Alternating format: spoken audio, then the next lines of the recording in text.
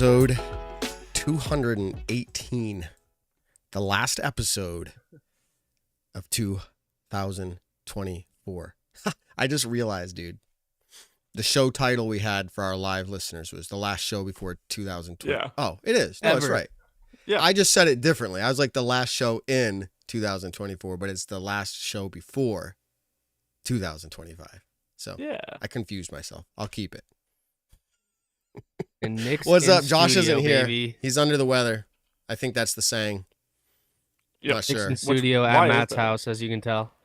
Exactly. Yep. I drove all the way to Massachusetts this morning and No, you got didn't. here. No, I did not.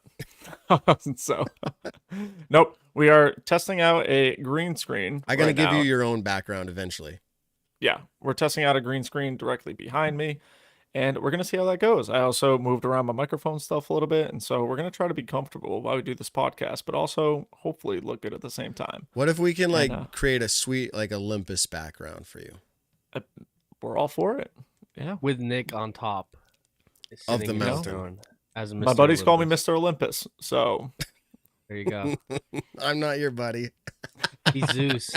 He's Lee Zeus. all the ones kidding. that come down here. Yeah, just kidding. Matt's now an honorary lifetime member. So. It's incredible. But yeah. If we're allowed to shout it out to the world, I mean, somehow struck the lottery. Lifetime member to Olympus. As often What? as me and my boys want to play, bro. Exactly. Save me in a bind. It's crazy. I mean, I should just tell everybody. Nick's a great guy. Thanks. I feels like back when I used to be like, hey, if I play like the Powerball or whatever, I'd be like, hey, guys, seriously, if I win the Powerball, like I will give you each $1 million. And they're like, dude, you're the nicest guy ever. And I'm like, dude, I didn't even give him $1 million. I just said I would. You know what's crazy, Matt? You and I are lifetime members of the same course, though. Come on.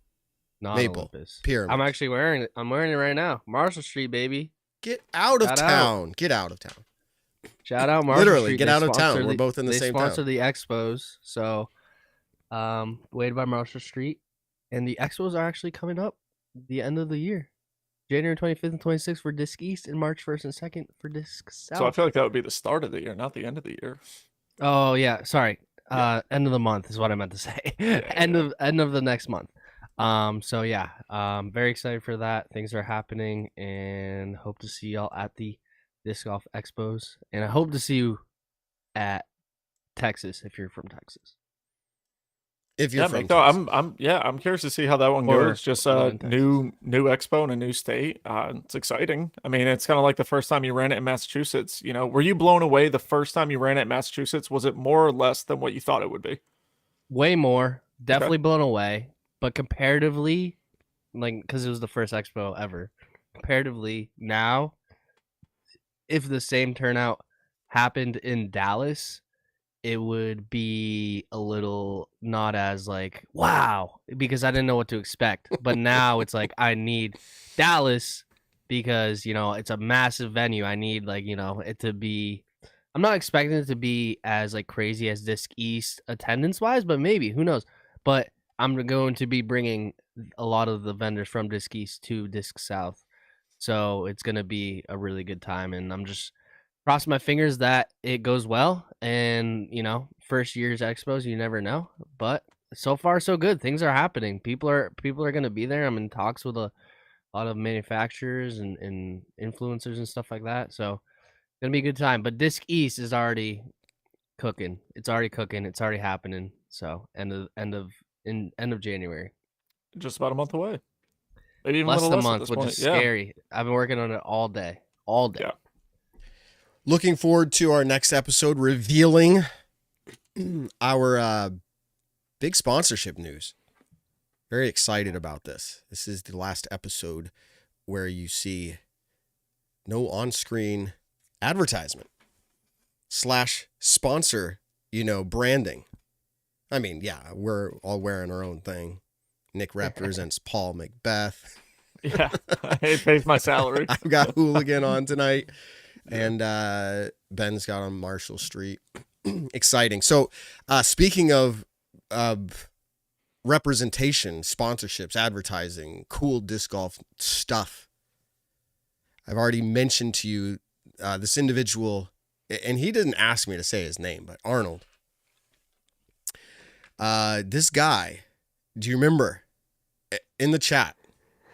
What's the name of this guy's disc golf shop in Massachusetts?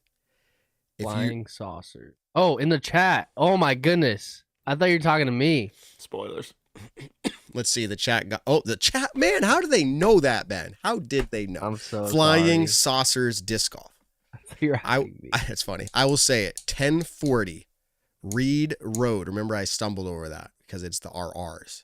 Reed Road, Dartmouth, Mass. If you are in Massachusetts, you know how Michigan, you ever seen that? They hold up the mitten and they're like, I'm from right here, wherever.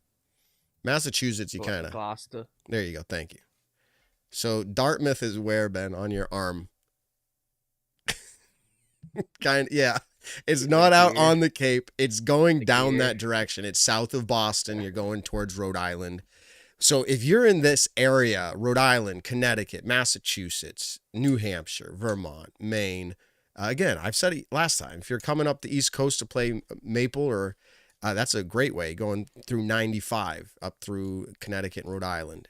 Check out Flying Saucers Disc Golf Pro Shop. You are going to get an experience that is catered specifically to you. The customer service will be like nothing else. This individual running the pro shop, Arnold, is looking to take disc golf to the next level. The way he treats players, the people, the sport in general. For instance, and I can't tell you that this is happening now, but he sent me a message last week that said, hey, I get special discs sometimes. I'm a part of the Paul Macbeth Foundation, the Builders Club, all that. And by the way, that foundation gives out some pretty cool stuff. But he got some of these special discs and he sneaks them into the bags for people, or it makes things just surprise people. Like, what? I got this with my order, or it ends up in someone's bag on the course somehow. I don't know. I'm not sure that part's true, but he sneaks them in and he makes sure people get things and they have no idea. That's just fun. I don't even think that's tied to his pro shop. It just happens. Yeah. And then he does giveaways sometimes. Hey, he said if they purchase a disc, they'll get a free limited edition mid-range of, I'm trying to see what disc it was. Something they had only made 200 of. Long story short, he does these special things that are not usual at your regular local pro shop. So swing by. I'm not saying those things are running right now because I don't know what's running right this moment. But that's fun. Go stop by. Again, he wants to make this special for all disc golfers. If you're in the area, he's a startup. Is no better way to support than to swing by someplace like this. If you're in the area, it's not hard to stop by. If you're coming up, checking out the other courses, great courses of Massachusetts, swing by for sure. Shout out Arnold.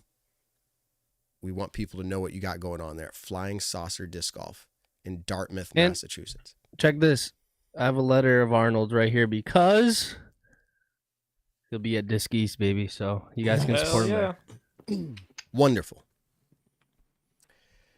All right, guys, this is I said it. This is the last one before 2025. Nick, we've been doing this. We talk about it all the time. It's old school now, but hey, we've been doing this since 2020. This is our 6th season that we're just about to start. I don't know if we have enough time to reminisce about all things, but let's try to stump Ben. Okay. Ben, who is our first guest on this podcast? I'm not saying you listen to it, but who do you think? Simon Lizotte. Yep. Bonus points for the other first guest. Same time.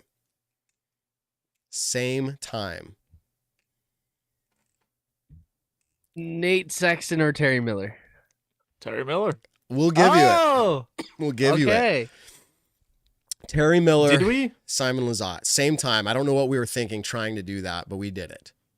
Well, we wanted to get, Terry on because long-time podcast, Smashbox. Oh, of course. Whatever. And then we got Simon because what better way to kick off a podcast than one of the most popular guys in the sport and to try to get our viewership up.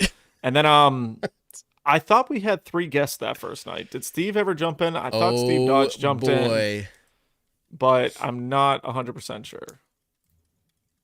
I felt like that first one was 3. By the way, if you search Google for the Nick and Matt Show episode 1, it pulls up a YouTube search that says the Matt and Nick Show episode 1, and it's something totally different. Oh, I can't find the first 5 episodes. Staggies now. Wow. Yeah, it doesn't have the first. It doesn't have the first 5 episodes for me on here. Where'd they go? No idea. It just starts on episode 6 with Steve Dodge called "Growing the Sports" and episode CBS 1 broadcast. I'm seeing it in our podcast here. Let me see. This is good. This is good podcast content. You know, I mean, people that were really wanting like the power punch information on what's going to happen this week. Nothing's happening. Hold on. When nothing's happening, everything's happening. Anyways, episode 1, Simon Lizotte, Terry Miller. That's what I have in the title. And I think that's the answer. That makes sense. And if I remember correctly, the audio was like all royally screwed up. Not probably. I mean, 5 years later, we still royally screw up. Royal might be a strong word, but it was a lot of that reverb echo. Like, can you hear me? Can you hear me? No, we can't hear you. Come back.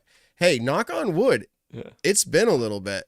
Even Jeff Spring the other day, like he used to have trouble every time he came on. Yeah. No issue. Yeah.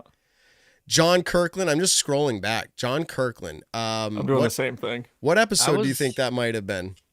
Oh, I know, because I was a part of it. Wow. You've been that, man, it's time flies. I've been there for a while. That was one of my first episodes. I remember John Kirkland. I don't know. 73. 93. Good job. You're in the right zone. You're in the right year, probably. My first one was when you guys interviewed Ricky. That was my first time in studio. Gotcha. Wow. Dude, we had way higher listener counts, I'm sorry to say, back in the day. Dude, it's so funny. We went low and then got up to high. And then got up to pretty good and then went back down to low. So I don't know what changed. You can't like chase the views. You got to just bring what you bring. Yeah. We see people comment kind of, which I think is a positive thing. They're like, this channel has way too low of views for like what you guys bring. Or you would have had way more views if yada yada. And it's kind of like, man, if you get stuck chasing the view listeners and all that stuff, you'll burn out. We appreciate everyone who views and listens. Don't get me wrong.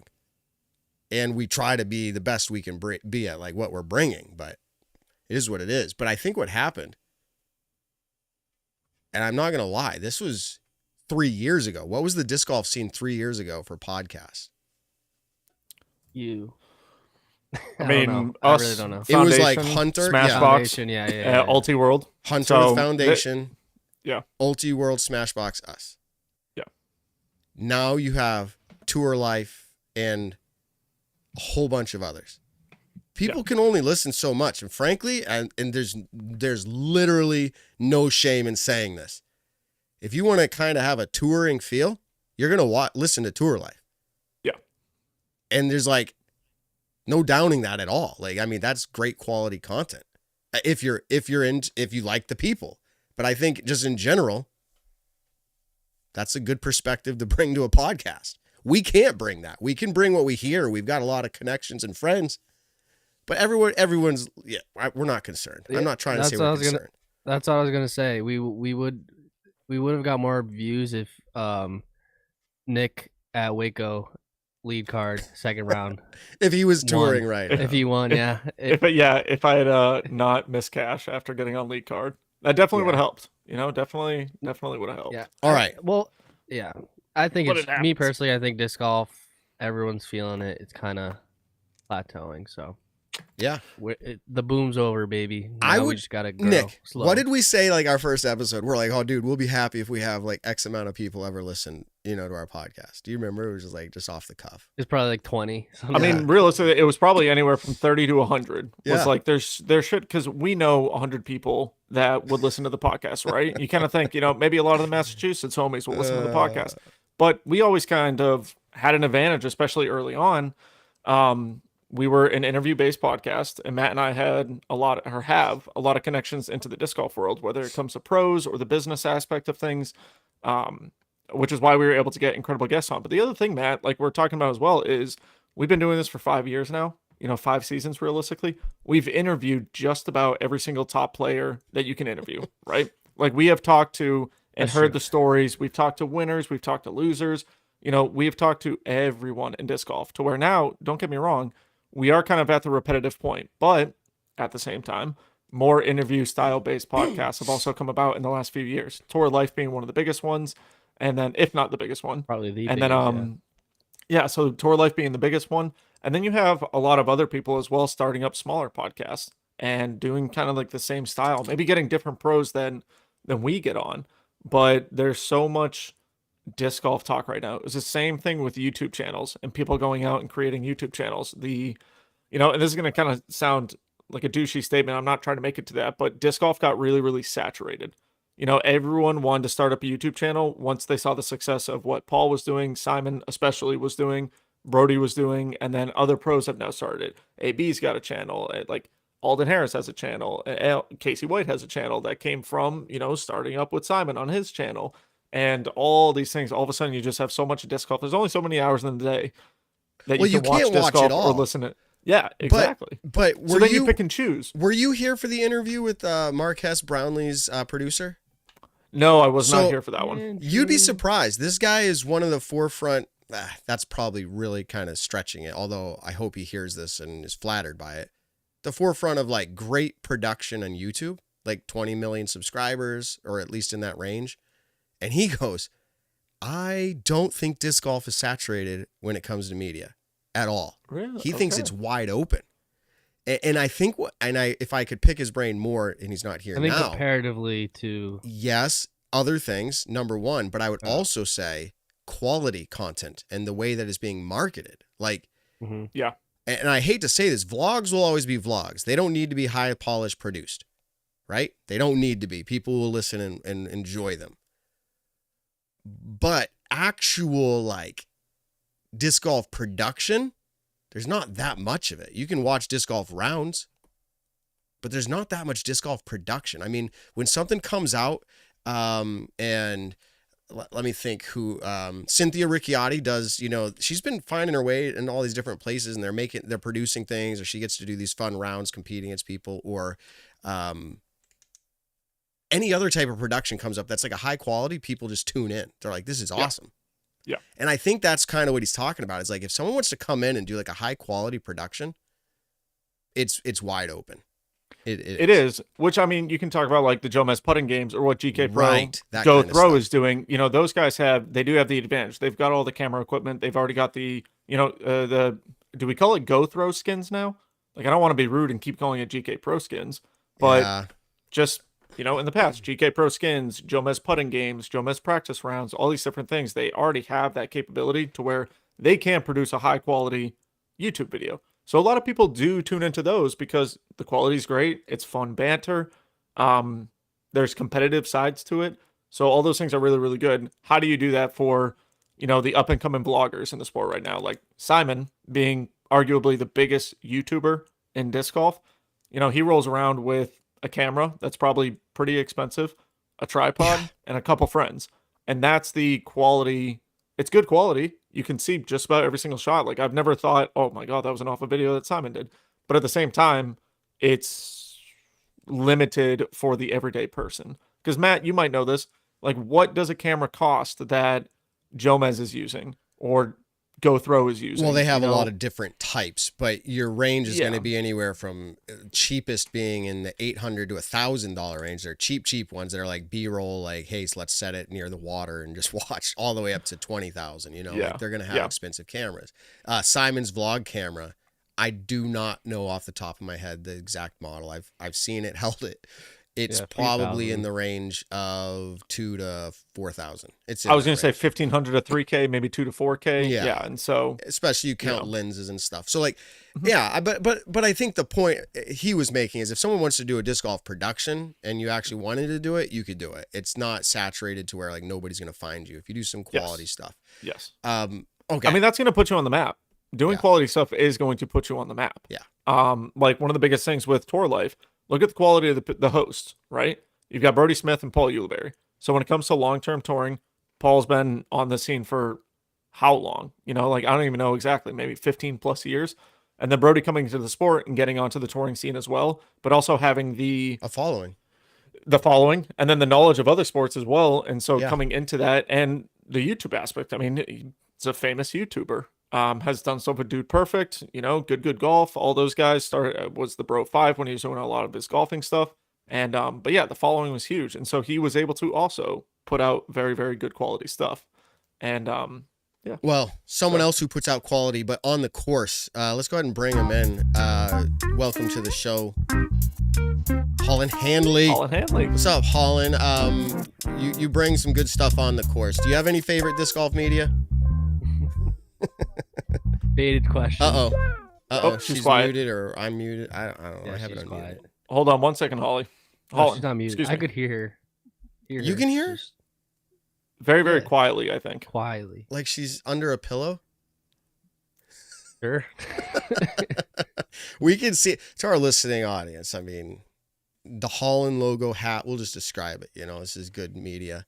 The headset with the mic. Oh, we're hearing a Oh, there you click go. click. We That's heard a sweet plug in. color. Okay, so here's what Oh, I think no, you should no. do. Close out of the link and then use your new audio settings. Like come back in and make sure you checked your new ones because I can see you're trying something new. Yeah, you can just jump out and come back. Go out and come back in. Matt, you know I'm laughing Because I said knock because you on wood. jinxed. Yeah, it's why. You literally jinxed us. It hasn't happened in a while where the mic That is hasn't pretty worked. funny. Yeah. Imagine that's Oh my insane. goodness. Let's see. We'll try this here. Can we hear you now? Can I you heard hear something. us? Okay, wonderful. Yeah. We can hear Yes. you. You're here. We got you. Okay. So, Not sure what happened. Screw But this thing. I'm just Yeah. using default. Screw those gaming headphones. it probably works for Yeah, a lot of seriously. things. Probably works for a lot of things. We find that sometimes, like, I don't know if it's hardwired or not, but sometimes audio gets funky. So Yeah, who knows? who knows? I mean, I have to control Nick's webcam from here. Like, he's like, I don't know what's going on, and I'm like clicking buttons. But we were asking you questions because I can remember one specific moment. By the way, we're just bringing Holyn Handley and everyone just because. Why not? I mean, Why not? Why not? why not? It's the off season. We'll ask her if she's settled in to where she wants to be for going in 2025. But just started off like I can remember a moment, and it's going to be funny that I'm trying to remember the event now. Was it U.S. Women's? Was it? Where was this event? I'm having a brain freeze. You had to hit a big putt to go to the playoff. What event was that? Beaver State. Thank you. I was like visualizing it, but not enough. The course. I can visualize the putt. I can remember the fist pump. I can remember the like, let's go type attitude. And I was like so pumped for women's disc golf in that exact moment. That stands out to me. And we want more of that. But besides like hole by hole type coverage, do you find it enjoyable as one of the players to watch things like putting games with Joe Mez or other random, maybe a celebrity like from the outside of disc golf world comes in and does something with disc golfers? Like, do you find that enjoyable? Do you tune in to see what it's like? I mean, this offseason, I haven't watched any disc golf coverage. I haven't watched any putting games or anything, but I do tend to like kind of the more silly stuff. Yeah, I don't listen to a whole lot of like the podcasts or the recaps of events or anything, because usually by that time I'm pretty like ready to move on from the event. But yeah, I mean the for fun stuff I definitely enjoy. You don't like having something happen at an event and then like 3 or 4 days later have to talk about it all again? You don't like I don't mind like talking about it, but I'm not gonna go like listen to other people talk about it. Yeah. Like if you guys want to have me on to talk about, you know, an event, I'm happy to hop on, but I'm not like she's not I'm not listening to tuning us. into every podcast and listening to other people's Yeah. opinions of what happened, because half the time I'm just like not interested, or the other half I disagree with everything and I'm just like fired up about it. And it's just neither of those are great. Okay. Have you found yourself getting fired up enough to be like, yeah, like I can't listen to anything. I just got to tune it all out. Has that happened? There was one I listened to. I think it was one of Foundation's podcasts right after D-Glow, and I think it was Trevor said something to the effect of Holyn's a bad putter, and I got very mad, and I was almost ready to like screenshot some stats and like put some receipts on Instagram. I was very close, but I was like, whatever, not even worth it, and I just like tuned out. Oh, you should have. Call out disc golf media. As a competitor, though, you should be frustrated to hear that. I think that's interesting. Has there ever been a time where you have heard something where you're like, they're not wrong? Like I made like a bad choice in a tournament or something, and you heard about it. Has that ever happened where you're like, yeah, I agree, I just need to move on? I mean, sometimes I'll like, do a decision and maybe it didn't work out great, but the speculation as to why I did something or why something didn't work, sometimes I'll disagree with that. But obviously, if you're not there and you're not in my head, how could you possibly know? So, it's not really even worth it getting mad about that kind of speculation. But when there's stats that say I am the number 4 C1X putter and the number 6 Circle 2 putter, you can't say I'm a bad putter. That's just not true. I think the next move is you start a podcast after all the other podcasts come out, and it just it's titled Holyn Claps Back or something like that, where you're just like, actually this is the real, and you just go through every podcast that talks about something. This is actually what was going on. Oh, that sounds like so much work. I was gonna say, just gotta fact. You gotta fact check everyone. Just like gathering all of the clips, and that sounds just so negative. Yeah. Very, very time consuming. But yeah, so it's the off season, and we're just curious, like a player of your status, if you will, winning and playing really well on the tour. What's that look like for you? Like, what's an off season been like? Obviously, we just came through or coming through the holidays. Like, we are 2 days out for our audio listeners who are listening post.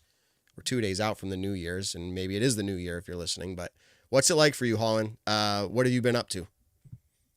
I mean, I've kind of been in like cocoon mode over here. So for the off season, I stay at Tyler's family's ranch, which is in rural Oklahoma. We're about 10 minutes outside of a town that's so small it doesn't even have a stoplight. It has one restaurant. That sounds awesome, actually. Yeah, so tiny town, huge ranch, and I've basically got the perfect ideal setup for practice. I've got my own private course that I designed and installed the last off season. About 100 feet away from my trailer, I've got my own little private gym where I can get, my training in. And so it's just been, get up early, get my workouts done, go practice, rinse and repeat. And I've basically just been doing that since I got home in October. All right. So we want to talk more about the home course, private home course at some point here, but like I'm not in a position, I'm in a position like with my career and my work where like I have to have some motivation to keep going to work, right? Like, what am I doing? Like, what am I making this better? Why am I doing this work, right? My motivations, maybe my family or who, right. Everyone comes up with something. What's your motivation? Are you like so driven to win? Are you just driven to be like, hey, I'm satisfied with just being better than I was yesterday? Or like, I want to beat fill in the blank more than I did last year? Like, what drives you every time you wake up to decide to go practice? Like, I'm going to go practice. Like, what's doing that for you? I mean, right now it's just a little bit of the curiosity of just seeing like how far can I take my skills, how good can I get? And I really enjoy the process of figuring out how to get better at something. And I mean, I've had that since I started playing disc golf. Like when I actually took up the sport, I never had any intention of even playing competitively or playing on the tour or anything like that. I just wanted to throw further. I just wanted to throw better and I wanted to get better scores. And so like, that's really the underlying thing is I want to get better because that process is enjoyable to me. And so I think that's kind of like my biggest strength really is the kind of grindy nature of going and practicing one shot over and over and over for, an entire day doesn't feel that grindy to me. And I actually really enjoy that. But then, obviously I'm a very competitive person. I want to win more. I'm not satisfied with being the number 2 in tour points. I'm not satisfied with not getting any majors in a season. Like I want to have a better next season. So that drive is there too. But I think day to day, it's just like, I want to get better at these skills, and I want to figure out how to get better at these skills. And so that's just kind of what I've been focusing on.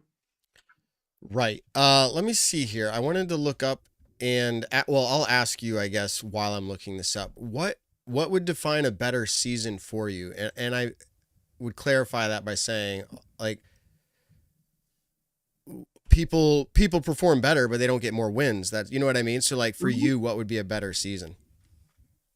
It would be some combination of just overall improvement in my ability to play, especially I think like mentally how I'm able to handle things. I think there were a lot of times during the season where, you know, whether it was stress or pressure got to me, or I was unable to kind of get out of my own way.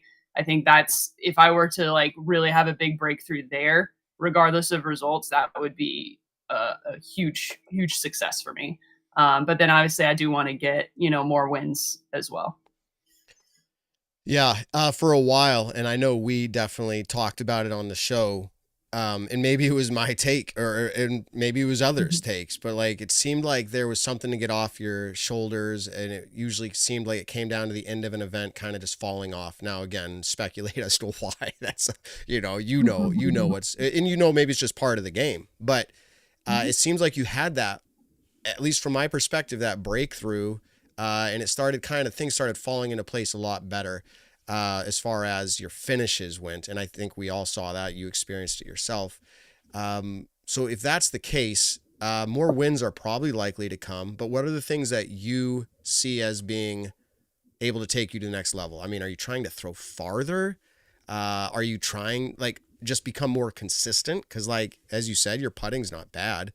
Like, so is it like just general polishing off your skills? Or are you trying to increase in something specific? Yeah. So as far as distance goes, not really trying to get too much more out of distance. I don't think, even if I were to add, you know, 50 feet to my max distance, which would be a huge improvement, I don't think that would change my scores at all. So not really focusing too much on distance, but trying to just expand my angles and shot shapes that I'm comfortable with, you know, expand the toolbox a bit. So I just have more options and more things that I can lean on. But I really think that skill wise, I have one of the best skill sets in the division. So a lot of it is coming down to decision making and just focusing. Like the biggest difference for me in making and missing putts has nothing to do with my stroke itself. It has to do with how zeroed in on my target and, you know, how, you know, the balance of like wanting to make it versus being afraid to miss, like wanting to make it more than you're afraid to miss, and that sort of thing. And then just like managing the emotions when we get into those tight, or the parts of the round where like maybe you haven't started well, but you're not out of it yet. That's kind of a hard thing to manage. I think I had that multiple times. I had that at Music City. I had that at OTB. I had that at Worlds. Like those are all examples of where I didn't do very well. And just remembering that I don't have to see the future, you know, like you go into a round, if we've shot 10 down, and then you go into the third round, you think you need to shoot 10 down, and then you're not on track to shoot 10 down, and you think you're out of it on hole 8. And then you come to find out that all you needed to shoot was like 4 down, you know, so stuff like that, trying to like stay in the moment and just, like get myself back into a good headspace when I kind of get off the rails a little bit, and doing that more effectively, I think would be the biggest thing for me. Cool. I want to follow up on that, but there was 11 FPO competitors who performed better last year, or still this year. We're the last day of this, I guess.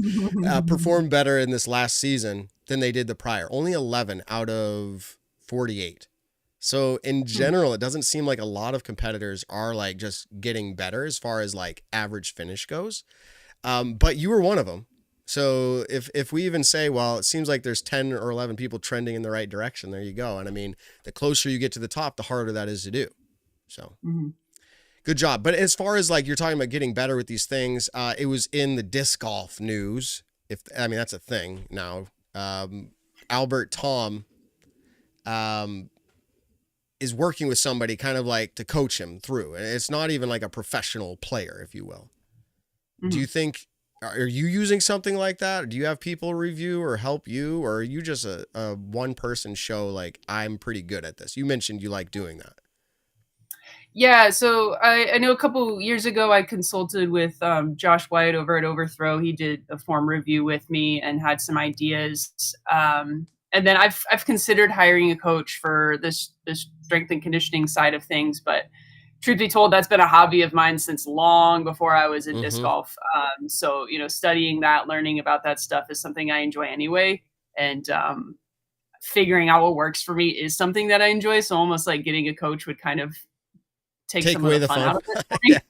Yeah. Yeah, exactly. So for the most part, I've been doing this, just me. Although I have friends who are very smart who would be happy to help me, whenever I need it. So. Yeah, that's good. And to that point, also in the part of the news and people's discussion is like, it doesn't even take a professional. It doesn't take Paul Macbeth, and I just use Paul. He was the guy I've always talked about, the GOAT in my mind. Doesn't take someone like Paul Macbeth to coach you. I've often said, and because we're from New England, Tom Brady's quarterback coach was not a better quarterback than Tom Brady, right? I mean, you're just able to see those things. So good. Well, you're doing a fantastic job. You don't need me to say so. And are my records showing correct here? 3 wins? I probably missed something, but as far as tour wins, 3? Yeah. Yes, 3. Your average finish was 5th place. That is, you might not be happy, but that's not bad. 5th place. No, I'm happy with that. I think I had a pretty good streak of top 5 finishes there. Yeah. Like 7 or so in a row at one point. So 3 places better than the previous season. So if you were somehow able to keep that trend, your average would be 2nd place. And that, my friend, not to put a rain shower on it, but that's Kristen Lott's, formerly Tatar.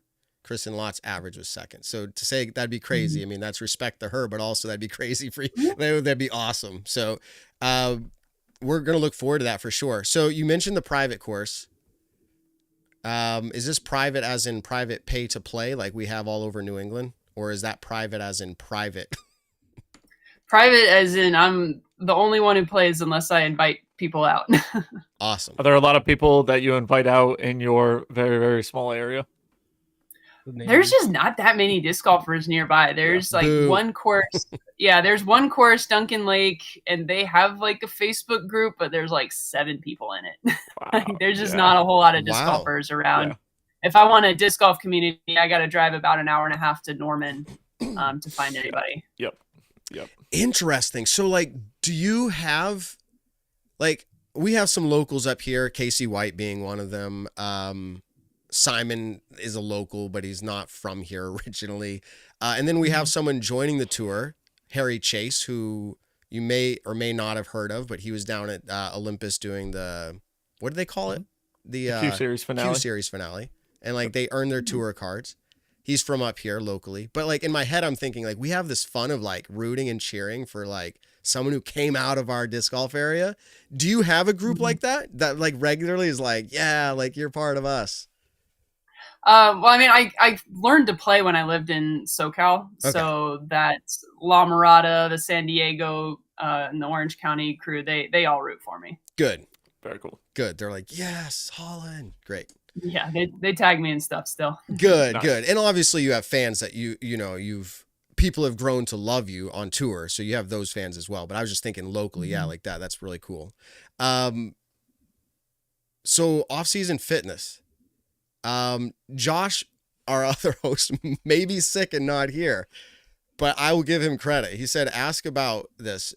She has a background in weightlifting possibly, and you've been doing some of this in the off season. Is weightlifting, is this accurate?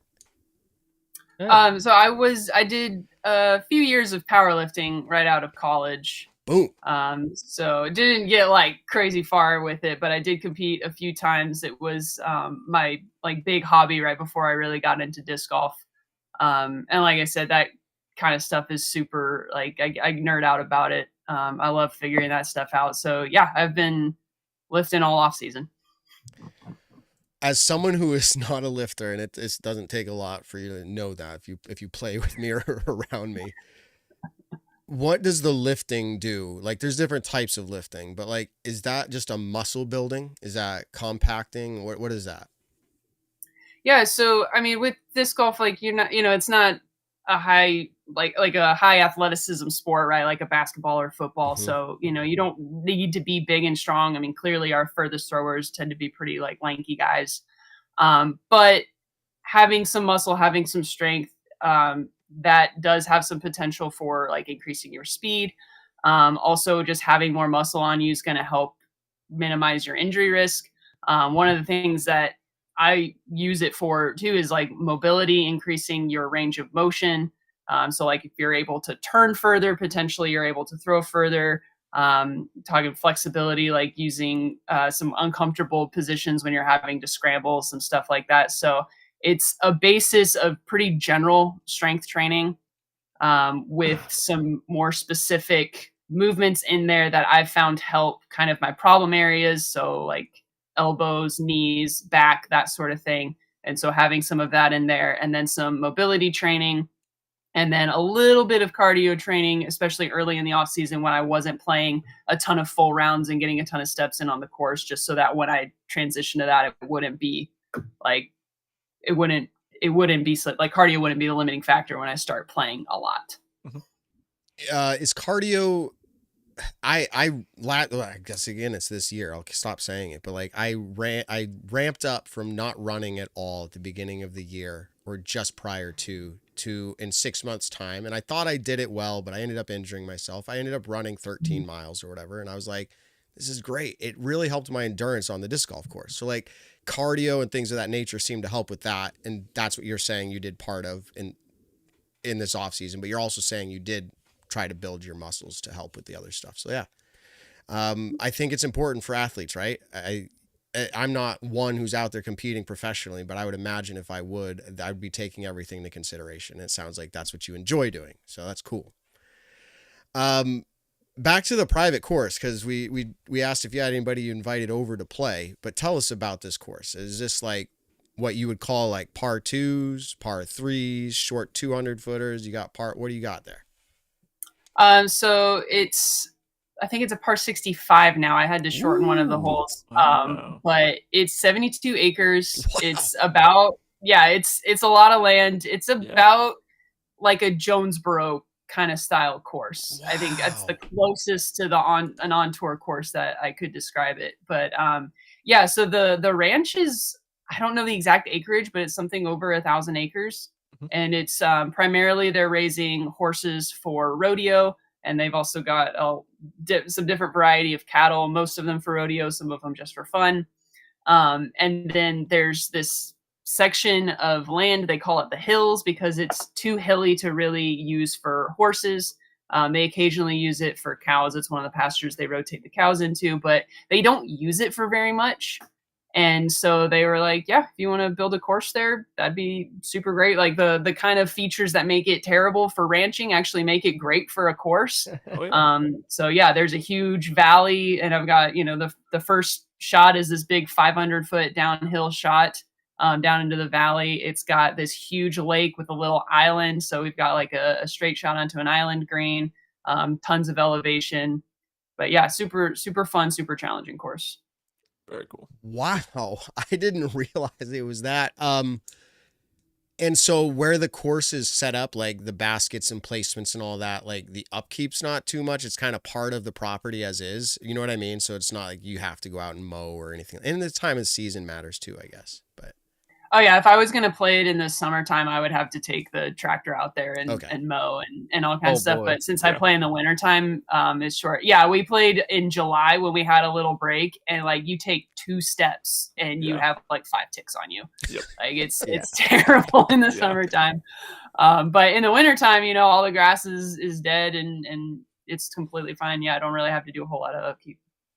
How is the weather in the off season? I know Oklahoma can kind of be hit or miss, but do you experience more in the 50s and 60s every day, or does it fluctuate week in and week out? It's been a very warm off season. So this time last year, like it was freezing. The pond had frozen over. Like I could do skip shops off the pond, but like, I mean, at most I've needed like a light hoodie.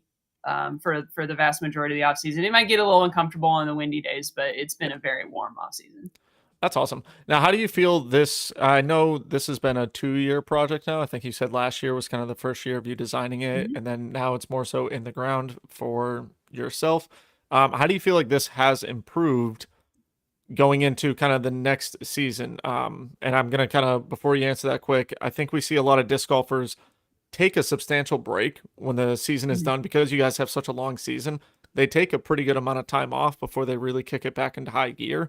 When it seems like you kind of get to Oklahoma and then, hey, let's go play the ranch. And you do that, like you were saying, you work out every single day and then you go and play as much as you can. How do you feel like the advantages are going into the next season have helped?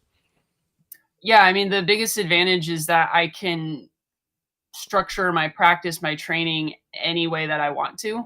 Because, if I'm having to use public courses, obviously I got to worry about what time am I going? Is it going to be crowded? Am I going to get interrupted? Am I going to get distracted? That's just not a factor at all. So I can structure my whole day to be the best that I think it can be for me. And so I do take a little bit of a break when I first get home, and I kind of gauge it based off of just how I feel coming off the season. So I took about a week-long break and then kind of eased into the practice and the training, starting with the training and then a couple weeks in the off season starting with practice. But I like to start with a little bit of technique work. So if there's anything that I want to kind of play with technique form-wise, I do that early in the off season, so I have lots of time to hopefully get it incorporated and start to, get not technique focused going into the season. So I'll kind of do a phase of technique changes, and then I'll transition into working on specific shots. And that's where having the private course is really useful, because I don't have to just go to a course and play the whole course. I can go to one hole and take, if I want to work on 350 tunnel shots, I can take a bag of 20 undertakers and just throw that hole over and over and over again. And I've done the math. I can get about, 70 to 80 shots in an hour easily.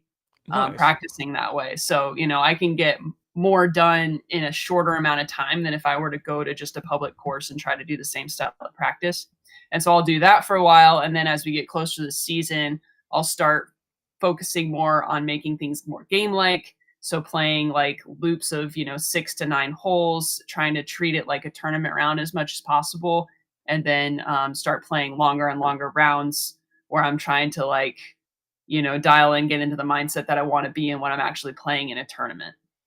Gotcha. Very cool. So when you designed the course, do you feel like you have every single shot you can practice out on that course? If you're looking for that flip up to late turnover shot, that's 280 feet. Can you find that on your course? Probably. I have a lot of the shots that we have on tour, and then there are areas where maybe the hole isn't designed to be a certain shot, but if I go to a space in the fairway, I can kind of recreate the shot that I want to practice. But yeah, I mean, I have almost everything that I would need, and then there's room, there's room and there's trees and such that if I wanted to make more lines, I could. Gotcha. And we were just talking about it a second ago. Long season, every single year. You guys have a pretty long season. You said you do take a little bit of a break. It's all dependent on how long that break is with how you're feeling about disc golf. You're a very competitive person. You've talked about how you want to consistently get better. You want to see that average being number 5 to 4, 3, 2, or 1 next year, Do you get sick of disc golf in the sense of, do you feel burnout during the middle of the season or at the end of the season? Or are you like, thank God it's done for a little bit? How, mentality wise, how are you through the season and then the off season? Yeah, I definitely experience occasional burnout. But something I noticed, my first year on tour was if I play too many events in a row, it's kind of a guarantee that I'm going to get burnt out at some point. So I kind of have a rule for myself that no more than 4 events in a row, because usually about that 5th or 6th event, I'm just not as into the practice. My mind's kind of starting to wander. And at that point, it's like, why are we here? I'm not going to get a good finish. I may as well take a week off and then play well the next week. So I kind of have that rule for myself, no more than 4 events in a row. And usually what happens if I take a week or 2 off, all those first couple of days, I'll be really glad I'm not having to worry about disc golf. I get to focus on something else, maybe go hiking or kayaking or do something else that's fun. And then usually about halfway through the week, I start kind of getting the urge to go out and throw some up shots, maybe work on putting a little bit. I get the urge to maybe look at the caddy book for the next event, or maybe watch coverage from the year before and kind of start prepping. So I find if I just build in those off weeks, that like forced time away kind of makes me hungry to go and practice again. So if I'm feeling burnt out, I just like, no question, I'm going to take some time off. And last question on my side of things, where do you feel like the burnout comes from? Is it the traveling 12 hours to the next event? Is it setting up the RV and taking down the RV? Or is it literally just playing disc golf for 28 plus days straight? Is that the burnout? Where do you feel like it hits the most? Oh yeah, that's a tough one, because I think it's just like doing a lot. So, if it's, if you're not traveling very much, but you're just practicing more than like mentally what you're able to kind of recover from, I guess, then yeah, that's going to cause the burnout. But if it was just like 3 events in a row and they're all 20 hours apart, the driving would cause a burnout. So I think it's just kind of a totality of things. When you have too much for too long, you can't like stay at that level. You got to just like take a break and let that kind of fatigue clear out. So like literally anything can cause burnout, I think. Makes total sense. That's a good answer. I was just thinking through when I've traveled with my sons to junior world championships in the previous years, and that's one event, but you take about, I want to say 8 to 10 days to make that event happen. And the pace of those days is insane between traveling, getting in your practice rounds, hitting up the fly mark, you do this on the regular. And if you keep that pace, you're right. Any part of that could just feel like I'm done. I need to go be alone and sit quietly in the dark for a day. Cool. Yeah. Ben Kenny is here, everybody. Welcome to the show, Ben. He's been here the whole time. No, I have questions. I've been letting y'all ask. He's been patiently waiting. Okay, Ben. Do you have any thoughts, or you lined up Holyn for us, which was nice of you? Yes, that was me who you're talking to in the Nice. Instagram. Yeah, I do have a question. So when you are throwing those 70 to 80 shots, what is the reasoning behind it? Is it just a feel thing to stay loose, or are you working on form? Like, what do you think is like the best use of doing that, I guess? Ben wants to know how he can get better, so go ahead. Yeah, no, that's a great question. So I like to do, when I'm doing the 80 shots in an hour of a specific thing, usually either I'm trying to incorporate some kind of technique change. So it might be a mix of like, doing some kind of shadow swings to kind of cue things, and I might film a few shots just to see if I'm doing the thing. But then it's also trying to dial in like visualizing the shot and how do I want to run up, and like, how hard does it feel like I'm throwing, and all of these different variables that I want to eventually just put on autopilot. So I'm kind of experimenting a little bit, and I'm kind of just like letting my body and my brain kind of learn, like not even consciously. A lot of that learning happens just subconsciously. So it's just getting reps and reps and reps and reps.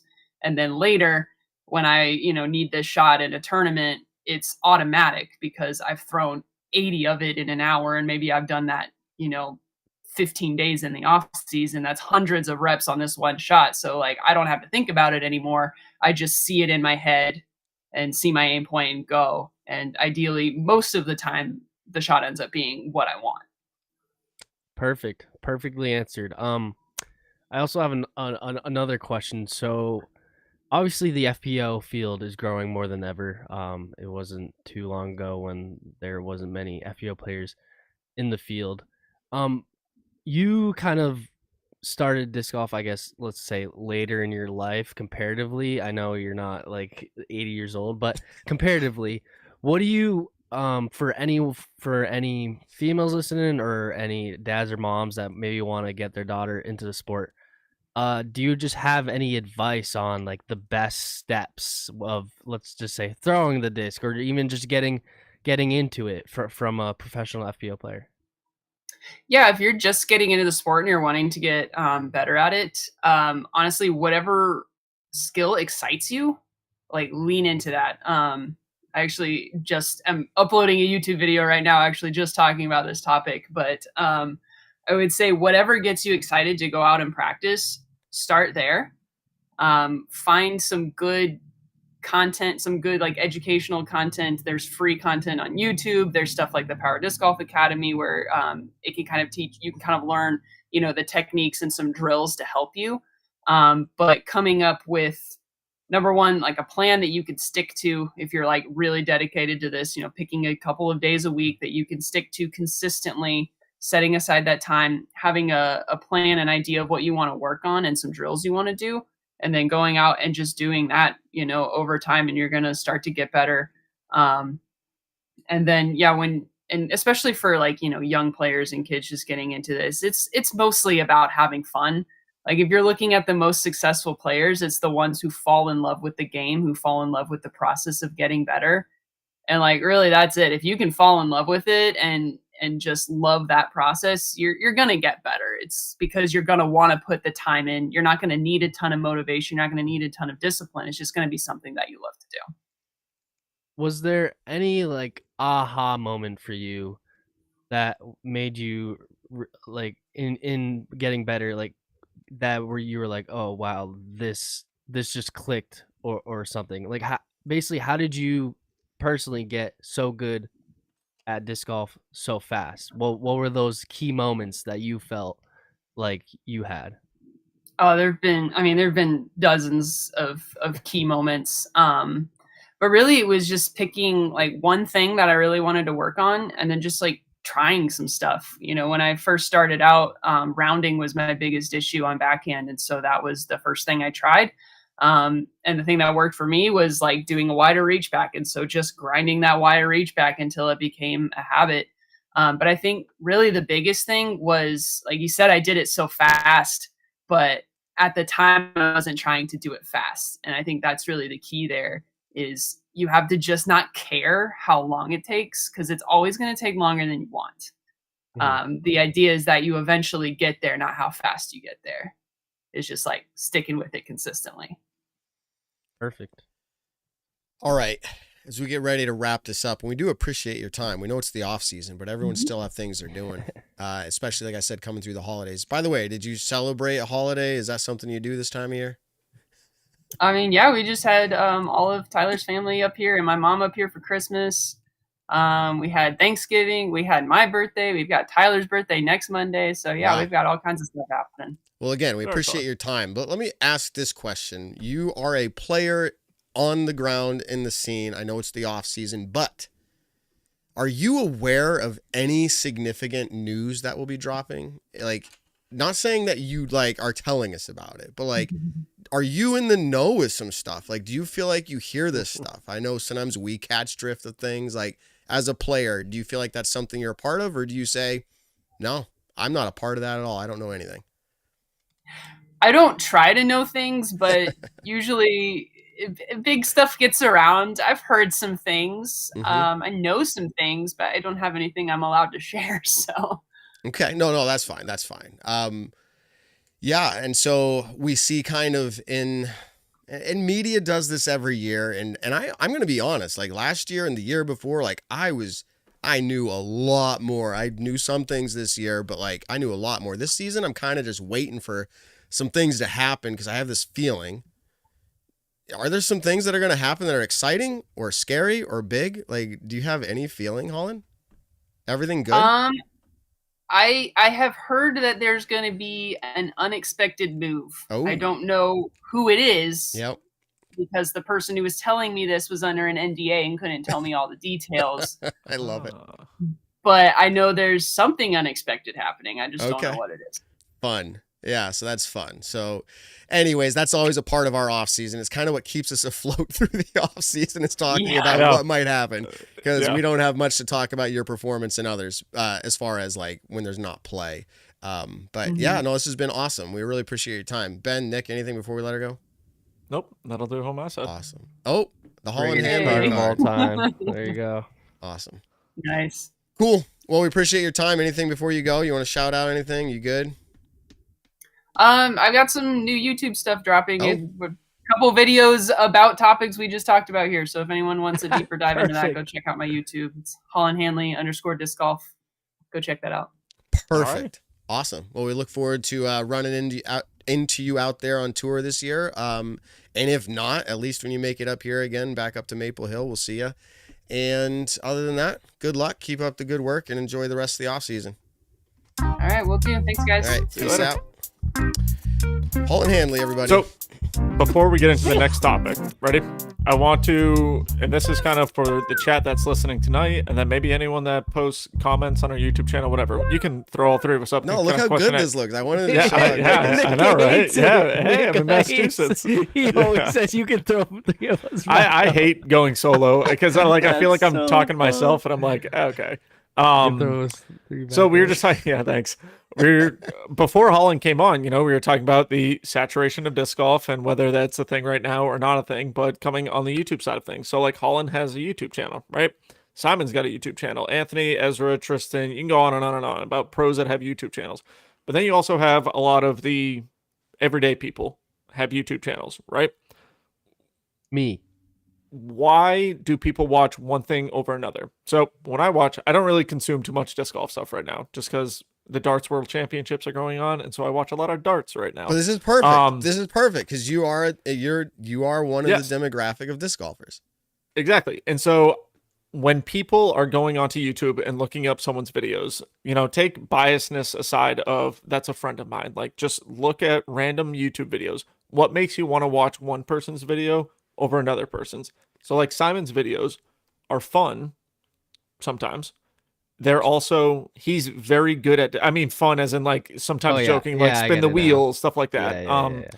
But he's also very good at disc golf, right? So to me, that's enjoyable to watch is because I'm watching someone very good at the sport play, and that's entertaining for me. I will watch Paul Macbeth videos probably every time because he's great at the game. Great at the sport, right? I will tune into Ricky. Yeah, I'll tune into Ricky if he. It depends though, because here, let me give a little qualifier. I do tune into most of Ricky's stuff, but when it's just the practice rounds for every tour event, it starts to get a little bit watered down. You're like, I've seen a lot of this type before. Because a lot of the pros are doing their practice events. Brody and Ezra do their practice ones. Paul and AB do the Luna battles at, tour stops. And so, like I said, there's a lot of YouTube content out there, right? I'm just curious why, why don't some people watch the videos that only get 80 to 100 views? And why do, I'm just curious. Algorithm is part of it. Algorithm is part of it. Yeah, I'm not saying, why do they only get 80 views? I'm just curious of to the people who do watch and I don't want to sound like a jerk saying this, but the lesser demographic, the ones who aren't getting the thousands and thousands of views, sell me on one of those videos. Why do you watch that person? What's the reason behind it? Like I said, for me, one of the biggest things is I like watching good disc golf. I like watching players score well. I'm good friends with the Foundation guys, and not always do I watch their videos. Or I've been in videos with Foundation. I've either played well or I've played like crap. So it all depends. But I like watching just all around good disc golf. When I watch, so I love golf right now. I love playing golf. I love being around golf. It's super fun for me. It's an enjoyable new hobby of mine. I love watching the Good channel because they're all much better than I am at golf, right? They're all pretty good golfers, with some of them being very good golfers. And the way that they do their battles and stuff like that is they handicap it. So you have your worst guy on the card playing from the shorter tees, and then you have your best players playing from the tips and stuff like that. And so it's super enjoyable to watch because you see all the skill levels. So just curiosity of what people's opinions are of why they watch a certain YouTube channel versus another. I'll give you my opinion. Let's hear it. Well, one in the chat says, I will watch anything filmed by that Ben Kenny guy. Best cameraman. Thank you. I just read that. I think it's the classic saying, different strokes for different folks. Me personally, I'm with you, Dick. I pretty much exclusively watch when pros play, like Simon, or if Gannon posts a practice round or stuff like that. But that's just because as of right now, I'm this is almost my 4th year into disc golf, so that's kind of the content I like, just watching the pros and how to get better. That's me personally. Yeah. But I think the guys for Foundation or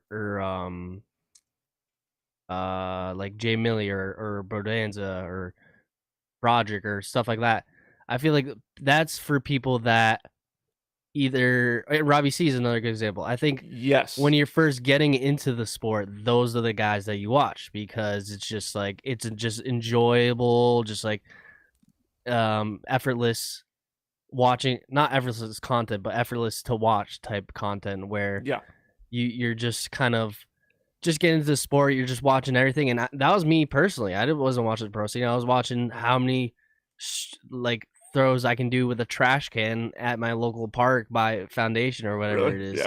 Yeah. So I think it just slowly evolves. Me personally, I think we'll always still watch those like fun little things, but I think the deeper personally you get into the sport, the more you're gonna want to watch just coverage in the pros play, just because they're the pros. I shouldn't say that as a blanket statement. That's just me personally, but as a beginner, that I was watching all those things because it was just entertainment, and then once I was really into disc golf, I just wanted to watch the pros. I mean, I guess you can compare it to golf. Like we all like if you're into golf, you watch. The majority of people watch the PGA and stuff like that. The good goods and stuff like that are just like accessory to supplement your kind of golf hobby, but the main event is the pros, in my opinion. So well, really quick, just while it's on my mind, like Ben, you made a great example right there. Like Bodanza, did you say Broderick? Is that how you say it? Yeah, Broderick, and then like Robbie C. Like I said, yeah, I don't consume too much disc golf YouTube anymore. I watch other stuff. I love watching video games. That's one of my favorite things to do. But I like watching, Tim the Tap Man because he's super entertaining. He's not very good at all the games that he plays, but he's very, very entertaining. But like Call of Duty 6 is out right now. The Black Ops 6 is out right now. And so I like watching the CDL League, but I also like watching, Havoc, who's the top ranked player right now, because it's competitive, really good gameplay. Like I can learn from that, where are they positioning themselves? And so for like Bodanza, Broderick, Robbie C, all I've heard is they're phenomenal YouTubers. I haven't watched, Robbie C, I've watched a few videos of his because I know Robbie C now. I don't think I've ever met Bodanza or Broderick, but I see their stuff on Instagram every so often. You get that like 30-second reel or whatever.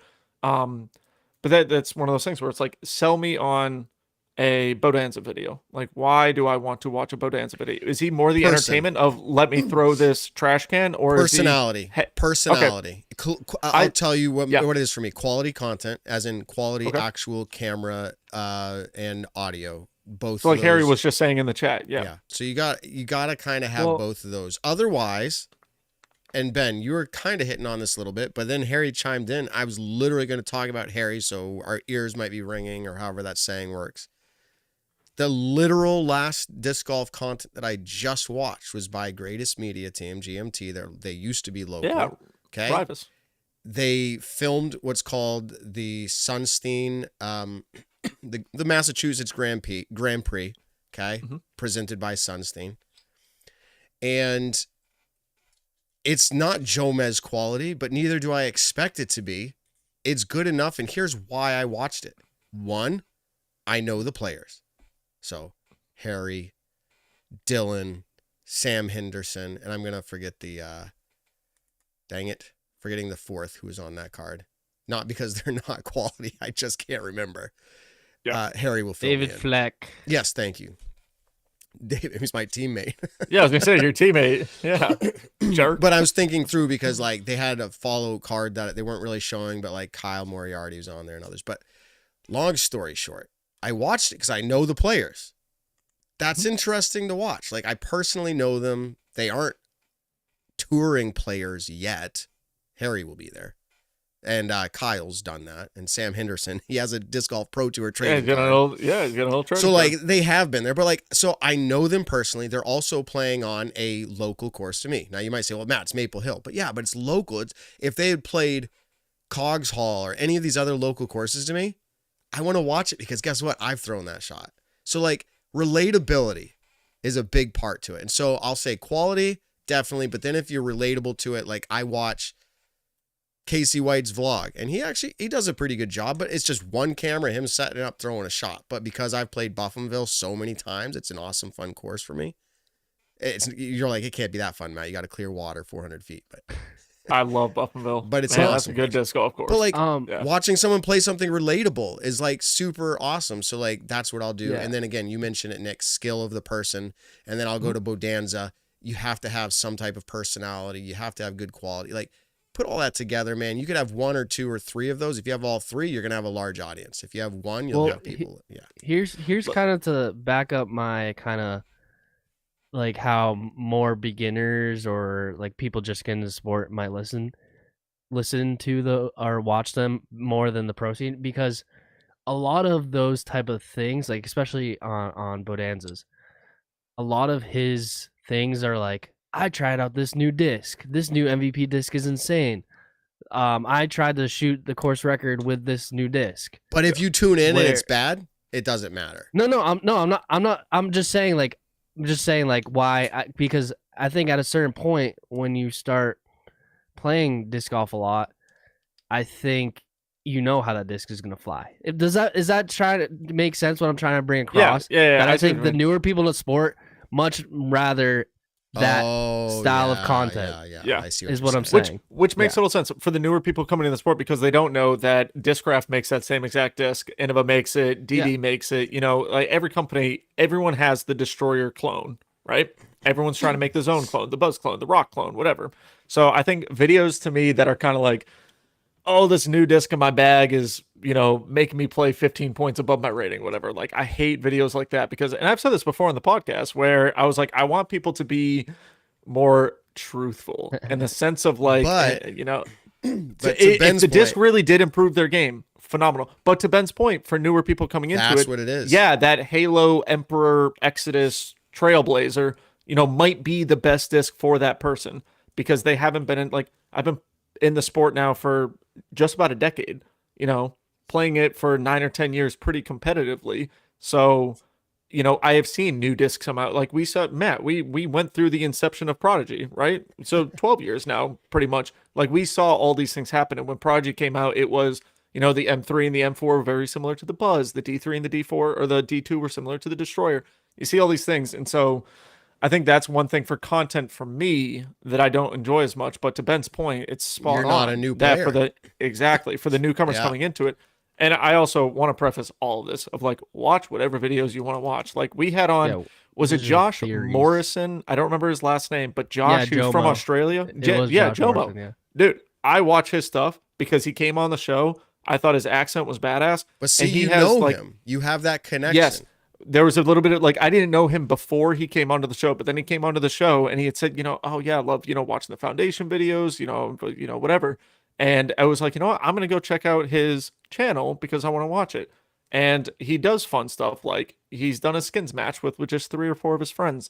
And so for certain people, yeah, I love watching it. But I'm also, you know, been in the sport for 12 years now, realistically, competitively playing for the last 5 years, like, you know, in the MPO division. And Matt, we've been doing this podcast about 5 years now. So we've been on the playing side of disc golf. I'm in the business side of disc golf. And I've also been on the media side of disc golf, to where sometimes I need a little bit of a break from disc golf. And so, especially in the off season right now. Well, we took off last week, Nick. I mean, what do you want? More than what more can I ask? Yeah, what more can I ask for, you know? Yeah. And go ahead. Yeah, I got one more thing to back up my theory. Another thing is, Ben, you've proven your theory. I'm not I'm not arguing. I know. I'm starting to think more and more. Another thing is because all of us have gone into something at some point. Like whether it's like when I first got my motorcycle, I watched every single motorcycle beginner, every single motorcycle content. I was obsessed. When I first got my ball python, I found every single bike python creator, looked up, watched every video. I was binging, absolutely binging. And then I don't watch any of those things anymore. Like I love my ball python, but I don't watch those people anymore because it doesn't really interest me. So I think that's another thing, that when you first are like excited about disc golf, you're not gonna watch the pros. You're gonna watch like all the exciting things that are going on because it's a new world you've never heard about. So there you go.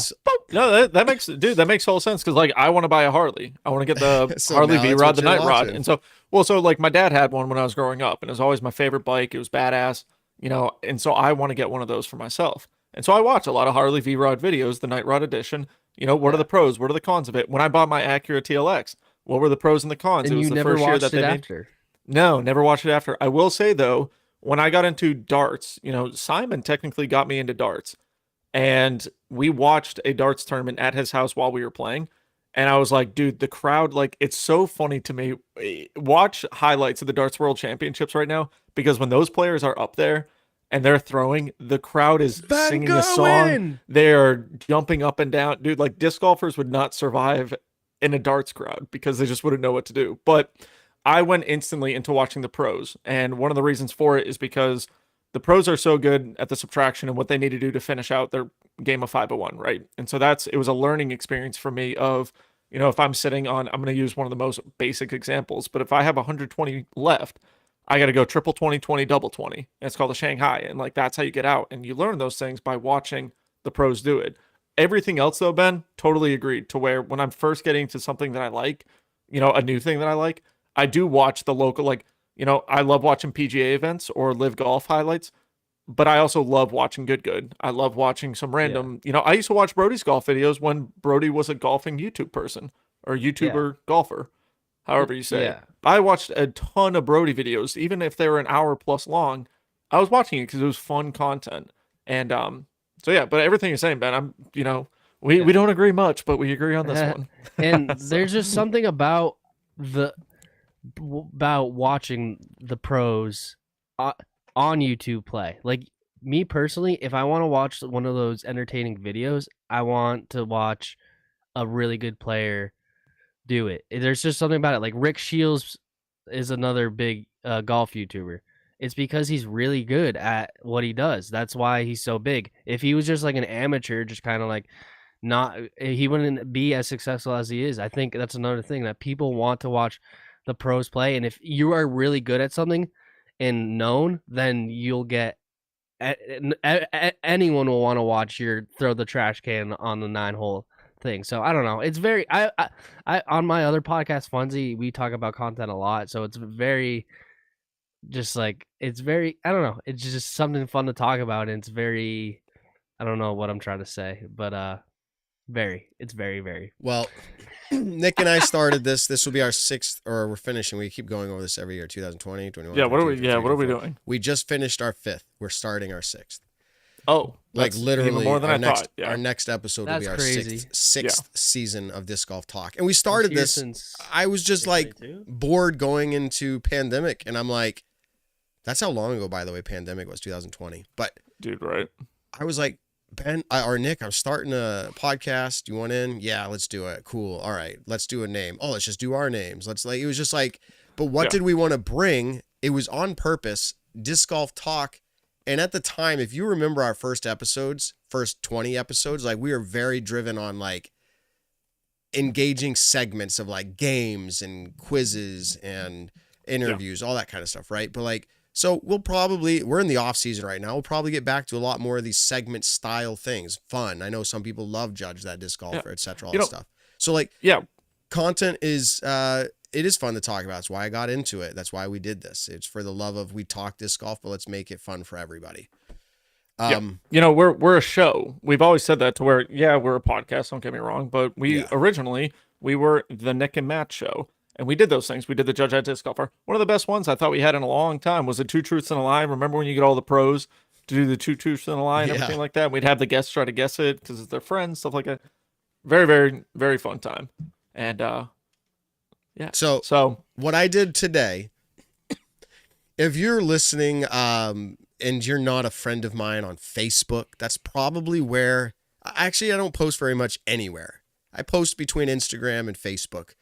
I'm turning 40 next month. I don't know if that actually means anything for like what my social media is, but every now and then I'll post something, and it's not often disc golf. Like, if I'm doing disc golf, it's through Staggered Stance. Otherwise, I'll post things that are memorable, like disc golf, as far as like between me and my family and kids. If it's like a part of my life, I definitely do it. But I posted something today because most of my friends on here are disc golfers. I just posted up. I was like, hey, I haven't really thought much about this. Tell me something about yourself that I probably don't already know. And you know what some of my favorite ones are? Yes, the locals, people that I kind of know but don't know well. I love that they commented. And then I had people that were like, hey, we met once, or I'm from this part of the country. And like people know who we are. We don't know who they are. And man, I'm genuinely saying this. I would like to get to know each of our listeners at some level, like something interesting about you.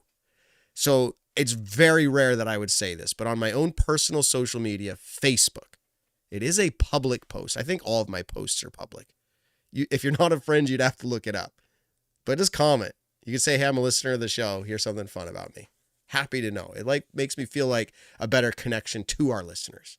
So anyways. Just remember to turn off notifications. Because I remember, Matt, I don't know, when Facebook first started up, you'd post something and then all of our friends from church. Remember when you had a status that it was like 10,000 comments? Literally. And I was like, I got tagged in a bunch of stuff, but people kept commenting. I would try to find what someone tagged me in. So I don't know. Someone might have said Nick Carl sucks. And I have no idea because I couldn't scroll fast enough. But so Joey Bagels said, Matt, I literally was typing a response to this on Facebook when the pod started. So we have Joey live saying that. So anyways, people saying they misjudged that disc golfer. We got to figure out how to bring that back. We have to hire an intern to produce that. Or fire Ben, rehire Ben. So Holyn said she is aware of news coming. Could that just be the big news was Ken Climo, and everyone's still talking about as if it's something that nobody knows, but that was the news. Where is he going? Is it other things? Because it still seems like people are aware of other things that are coming that aren't public. Everyone's trying to speculate on different things.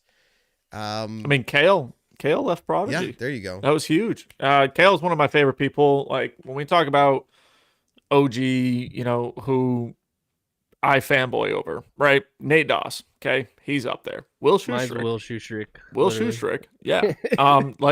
We posted that video of me asking and he said I had a great question. And I was like, holy cow. I don't even know what to say after that. Kale Leveska is one of my favorite people. 2013 Vibram Open.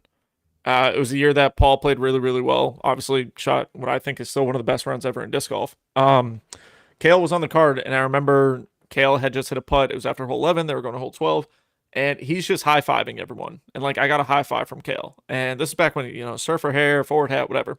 And I was just like, damn, this dude is cool. He's got it going from, Paul was that, major, serious competitor, didn't talk to anyone, kind of just, walked by, no high fives. And Kale's just smiling the whole time. And then I've had the pleasure of playing a few tournament rounds with Kale. And the whole time, it's just a really, really fun time. He's a great dude. Doesn't get pissed off when something bad happens. And so him leaving Prodigy, I think, is pretty big news because he was one of the technical founders and owners of Prodigy. He had percentage ownership in that company. Yes, and so after 12 years, him leaving, it kind of begs the question, where is Kale going? Now, if I have a personal preference, I'd love to see Kale go. If he does go anywhere, I don't know if he's even planning on it. But Discraft would be awesome because he wore Discraft before. Yeah, he was Discraft before. And so him going back to that, I mean, the only reason I ever bought a Predator back in the day was because of Nate Dawson, Kale Leveska. And I still think one of the most underrated discs that Discraft has. But I thought that was pretty big news. Play-wise, he's not the top MPO player, but at your local tournament, he's probably going to kick your ass, and that's just how good at disc golf he still is, whether it's an A tier, B tier, or C tier. So players, go ahead, Ben.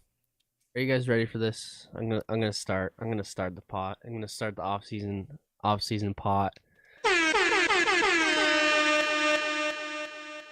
I don't know if me and Holyn were on the same page of what it is, but I know something that I've said I won't tell. So but I won't tell. Fire, go. Yeah, wait. So you're gonna bring something up and then just be like, "Oh, but I can't say." But there is a shocking thing happening this off season. Very shocking. Expo South. No, when it comes to player movement, that's all I'll say. So you heard it here first. You have substantiate. You have a so what happens every single year? You're super movement. Sure. Yeah. You heard it from the person or through a source. You heard it from the person. No comment. Yeah. I don't know. I know who he heard it from. Okay. I know who he heard it from. Yeah. No comments. Good. Good job. I need my lawyer. So long story short is, there's things coming down the pipe every season, every season I kind of ask to like be out of the loop because it's boring. In some ways, it's boring to know because you're like, dang, like I don't get to speculate. I already know. But good, Ben. Keep us on our toes. I don't know. It's something that I shouldn't know, but I somehow know. And right place, right time. Well, it sounds no one's like talked about it. That's why I shouldn't know it. Most people know what they shouldn't know somehow. Like it's like I shouldn't know what I know. But so let's speculate then. Ben, sorry you can't be a part of this conversation. It's up to you. But I mean, yeah, go ahead and speculate. You have to act like you don't know. What's it going to be like next week? Because January 1st is a great time to make an announcement. Not maybe the first, but like the first week. January 1st is literally like 25 or 30 hours away, let's say. Yeah. From the time of this recording, everybody, you're like, man, they didn't know. We're watching. They're listening on Thursday or Friday, and they knew. Yeah. But what's going to happen? That's why December podcasts are so hard to do because it's all the speculation period. We've said this a million times on the podcast before. It's like who's going where, who's getting dropped, who's, whatever, who, where, Whoville. And, we sometimes have an idea of what's happening. I know of some pretty big things that are happening. I also don't know. Like, I would love to know where Kale is going, if he's going anywhere. Like I said, I would love it to be Discraft. I have zero idea, though. Isaac Robinson. Yeah. Ken Climo is huge news. Cannon Burr. No. So, yeah. And, but that's why in 2 days, that's when hopefully things actually get to, next Monday, whatever day that is, we're going to say January 6th. Hopefully we can be like, hey, we've got more news to announce now. This player's going here. We've got Ken Climo on the show for the first time ever. Exactly. And so that's why, speculation's fun. It's good to talk about.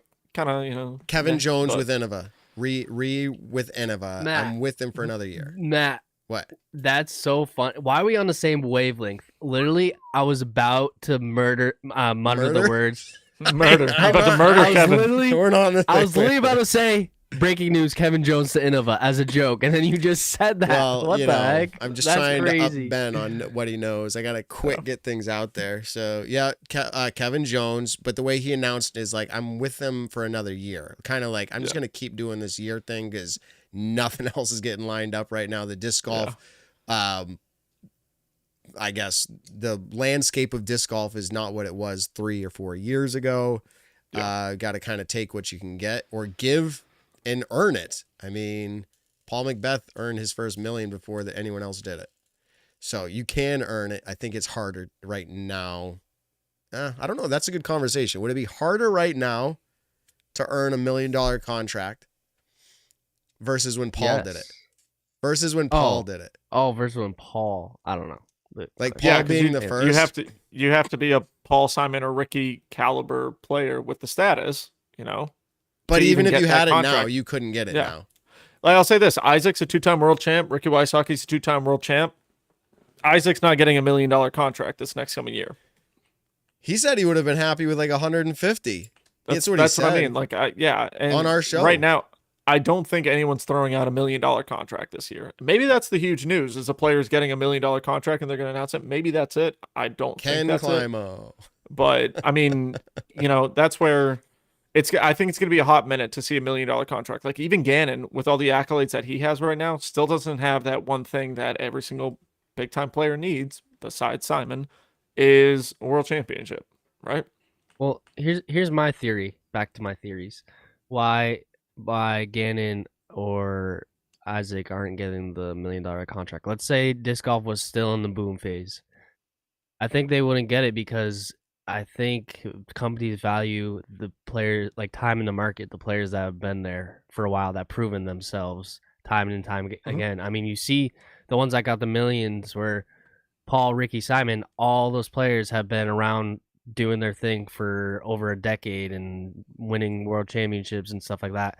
I think 10 years from now, Gannon's probably going to get the $1 million. And if Gannon was around for 10 years, I think he probably would have got the $1 million.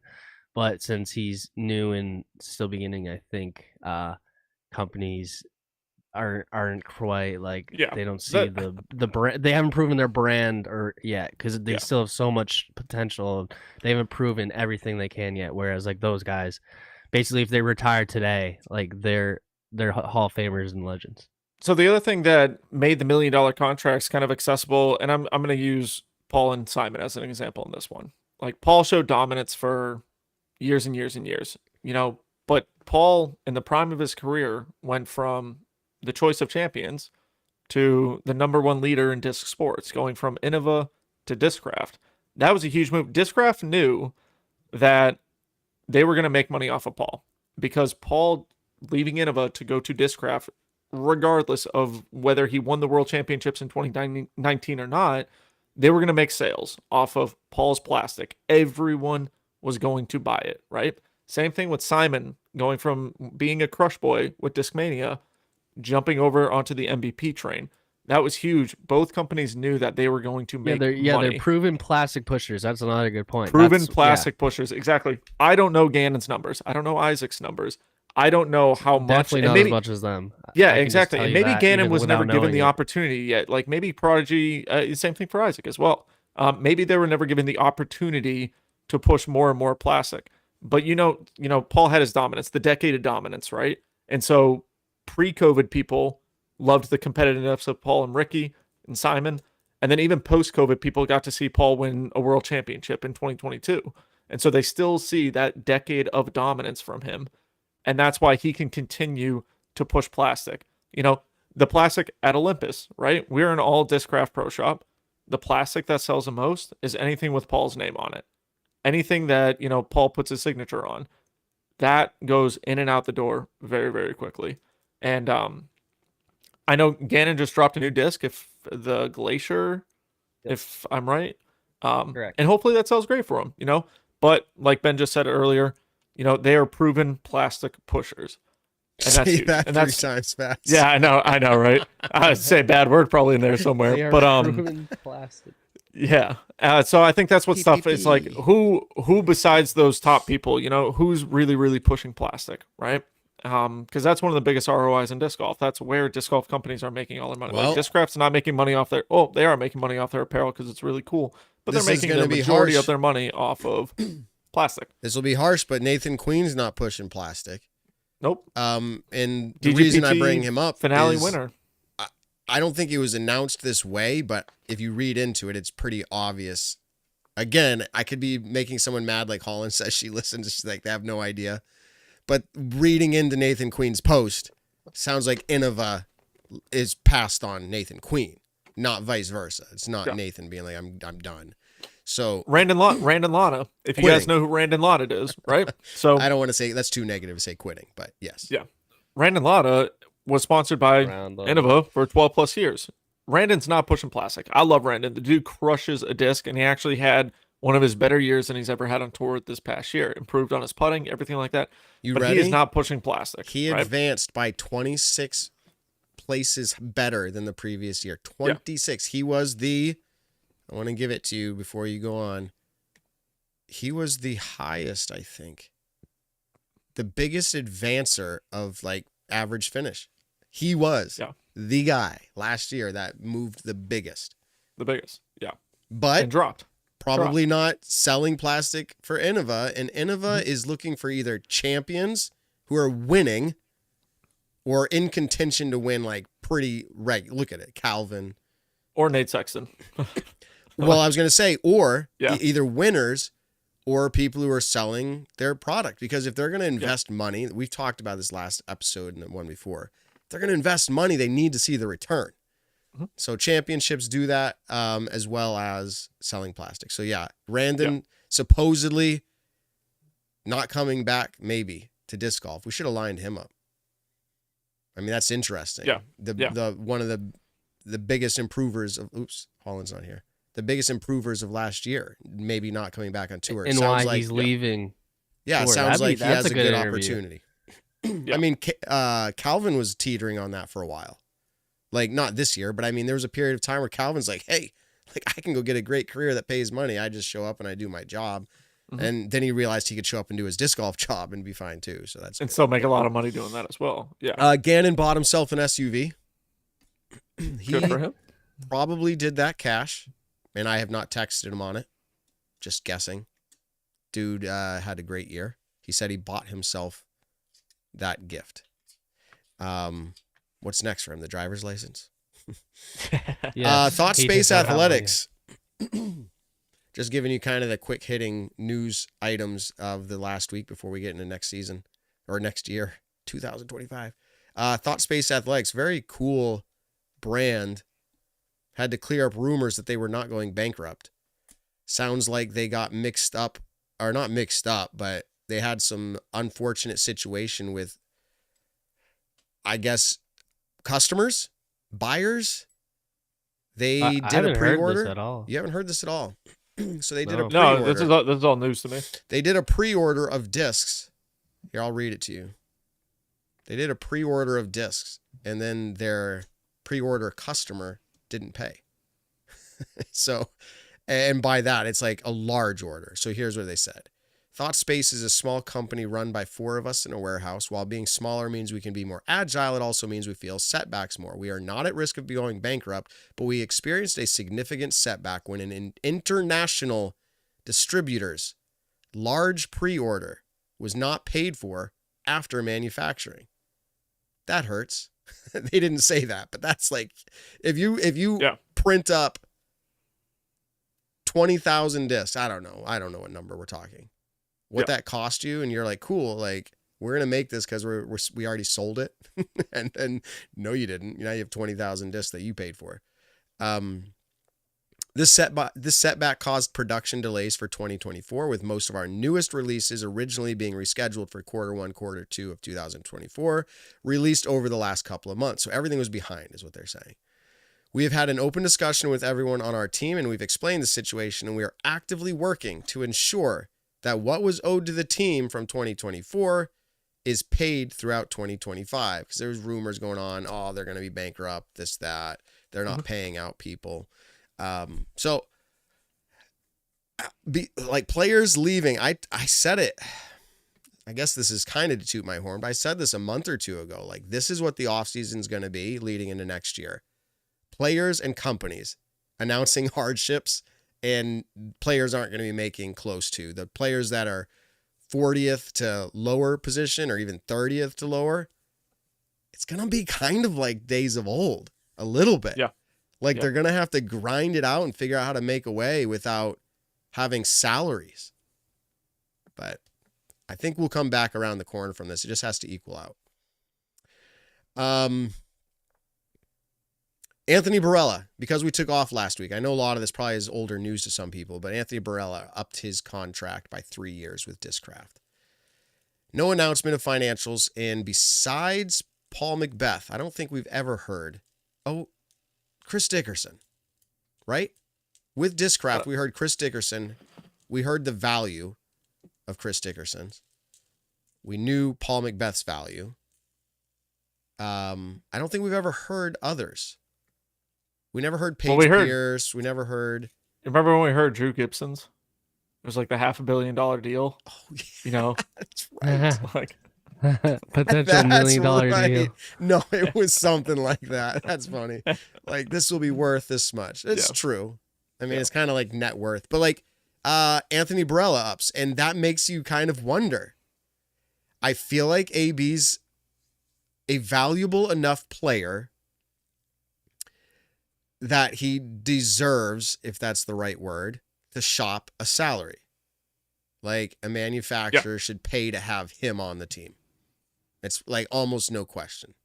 I know the market's kind of tough. I'm not saying how much he should get, but he's worth it. And obviously Discraft saw that value. I'm curious what AB and Discraft agreed the value is. And Nick, you don't have to say if you think you know, but like salary is probably part of it. I don't know AB's. Yep, salary's probably part of it. But you got to believe it's not as big of a number as you've been seeing in the last 3 or 4 years. It's probably a lot more disc stuff, right? Like, I'm just going to throw a number out. Maybe they say, cool, 80,000. Maybe they say 100,000 or 60,000. I bet it's more than 60.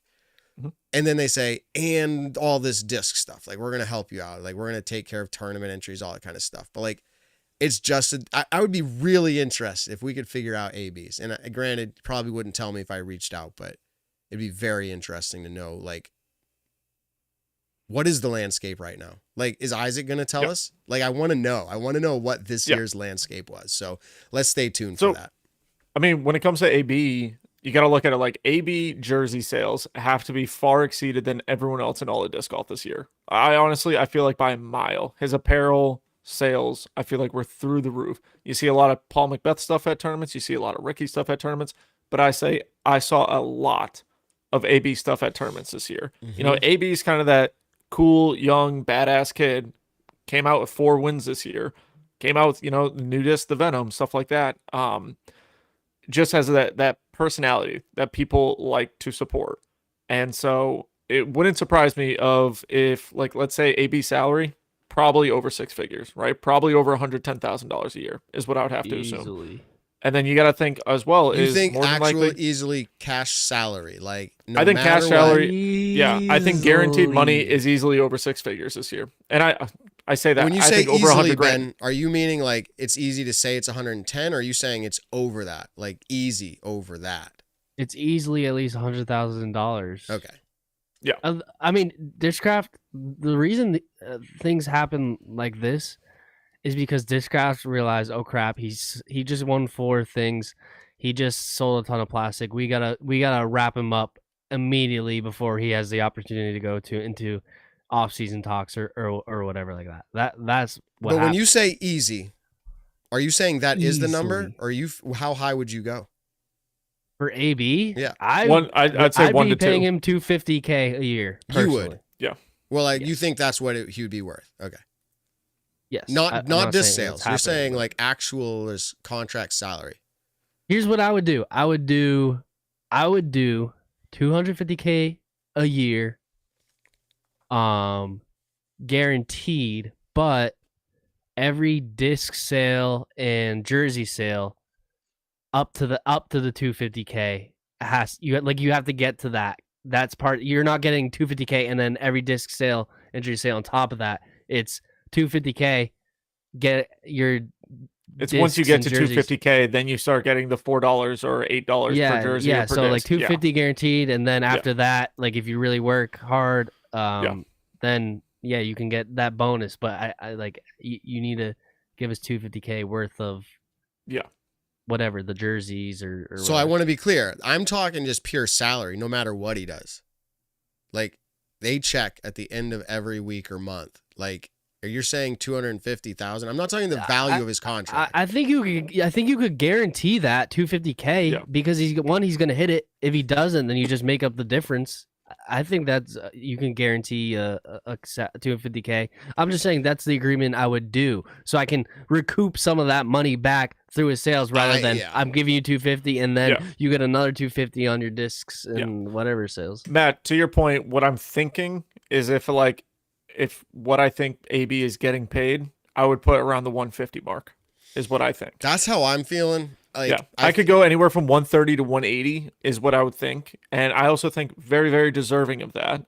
Now, 250 is a lot. 250K is a lot. That was Paul's original contract with Discraft was $1 million over 4 years. I was just going to say that so was 250K a year. But isn't that Dickerson's contract currently? I'm pretty sure they announced that. I think supposedly kind of like Paul's old contract kind of thing. But that was also after, Chris has what? 1, 2, maybe 3 majors? 2 majors, Champions Cup, USDGC, couple Pro Tour finale, Pro Tour tournaments, whatever.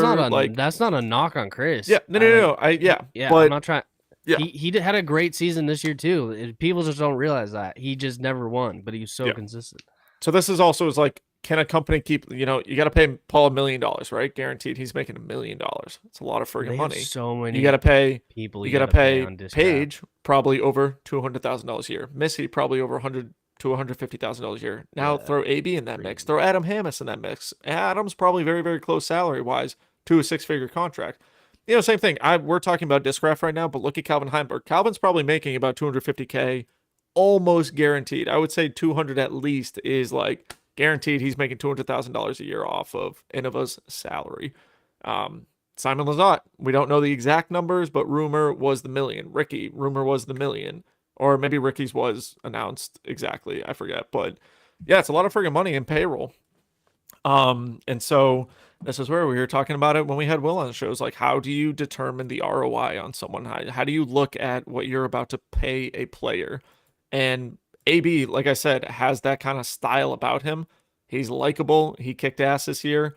And, it was kind of, he got the chip off the shoulder of getting the win, but his apparel was incredible. They did a lot of really, really cool things for him. Discs-wise, a lot of great stuff. Ledgestone is huge in helping out some of those players with the cool stuff that they do. Yeah. So Chris Dickerson's contract was valued at 7 figures, so $1 million over 4 years. But it was listed as we are valuing this contract. And this was 3 years ago. And that's my point, is today's a different day to do a 3-year contract from today forward.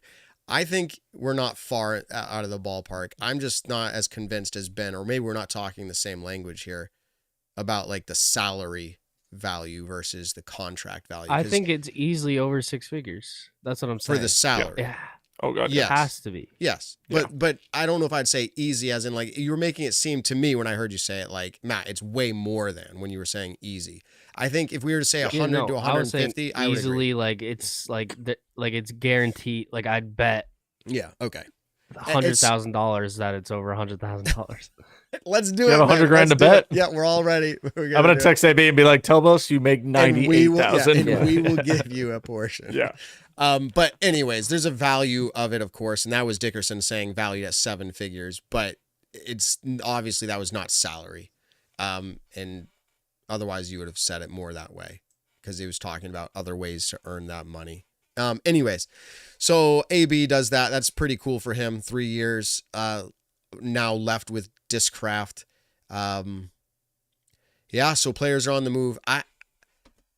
I'll go back to this as we close out. I don't know, Nick, you and I then, if Ben knows, I'm going to assume it's a player moving.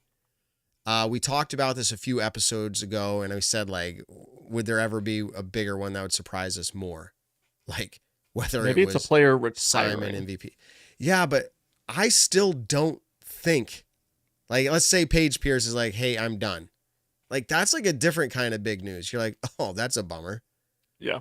But like, and I'm just making that up. But let's say, throw a name out there. Let me look at the realistically, a big move. If that Aaron was to happen this Gossage. year, Like that's not going to surprise me if he's like, hey guys, I'm going to Innova.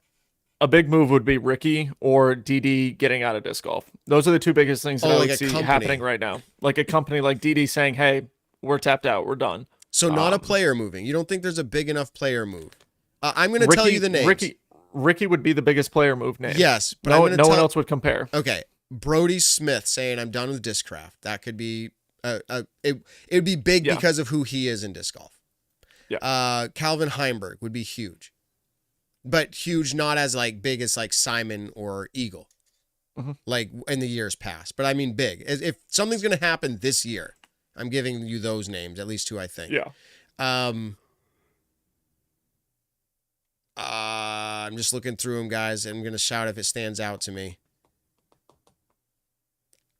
I'm trying to see if there's any names that would be, obviously we're already talking about Isaac and Ezra, but even that announcement isn't going to be big unless it's something like It's not revolutionary. If it's like there's a whole new company started and we're announcing that we're paying them $1 million, like if there's like some big announcement tied to it, then that could be big.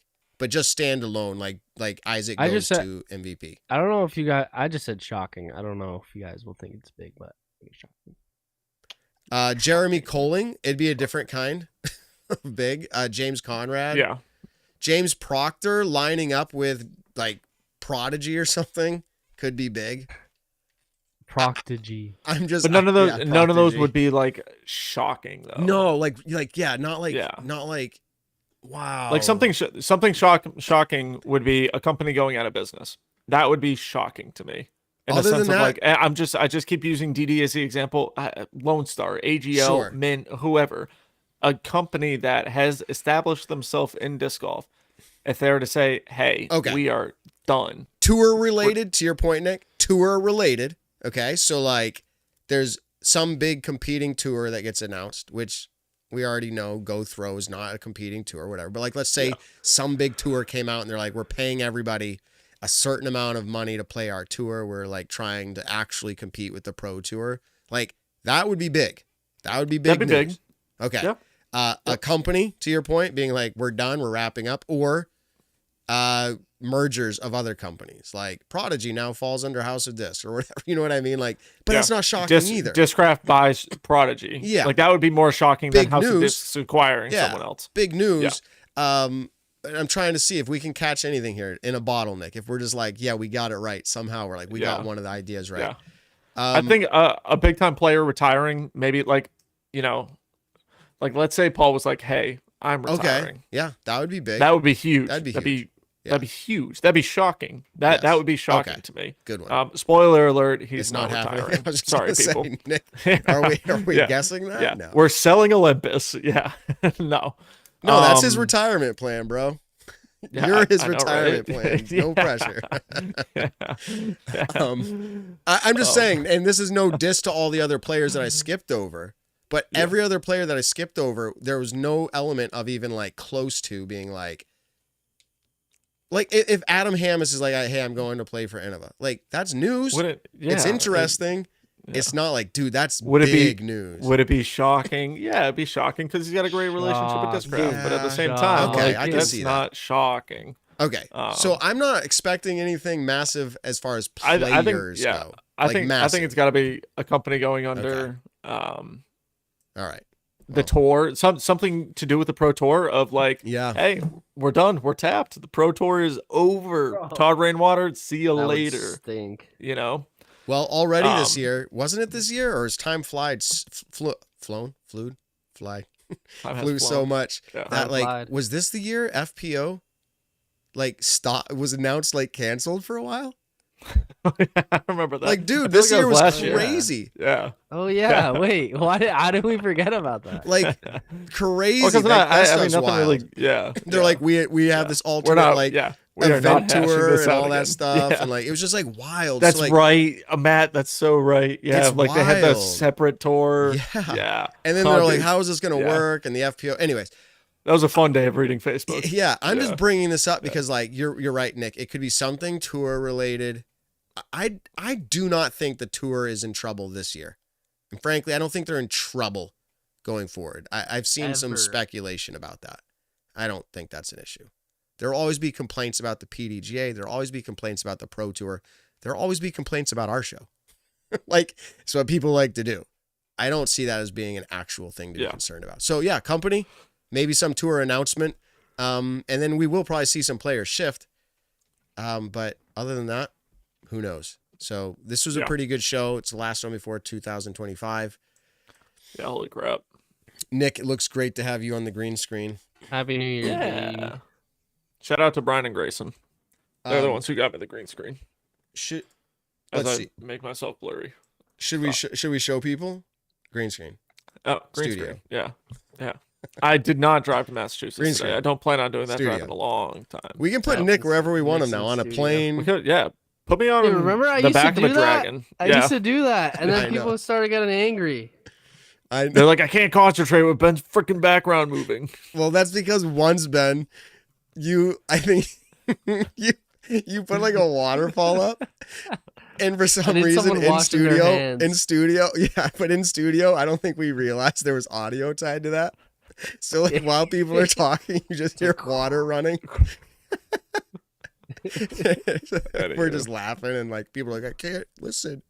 Yeah. Oh, good stuff. My bad. We will talk through coming season, how Pop Lock Drop may receive some improvements, and hopefully you enjoy that. Be prepared. Make your lists and however you want to, getting ready for next year. I would imagine we're going to try something similar, although I'm not announcing the rules right now. Probably try something similar to last year, which was like, hey, whatever they finished with for an average is what they'll use for the first couple events.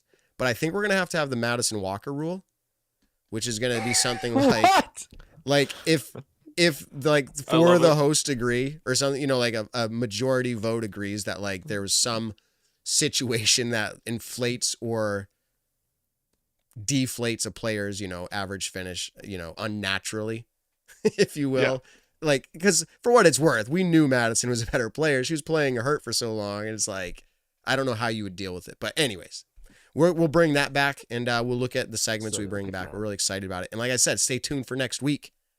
We'll announce our new partnership, and we're really excited about that. So be looking forward to that. Nick, I think we're at the end of the show. If you're ready, we'll get ready to close it out. We are at the end of the show. We are at the end of the year. It is the end of 2024. We thank every single one of you. We love you guys and girls for tuning into another wonderful year and a wonderful season of Staggered Stance. Check us out for 2025. Don't forget to like, comment, subscribe on the YouTube channel. Shout out to all of our future sponsors and sponsors right now. We love you guys. Tell someone you love them this week. We'll catch you all in the next one.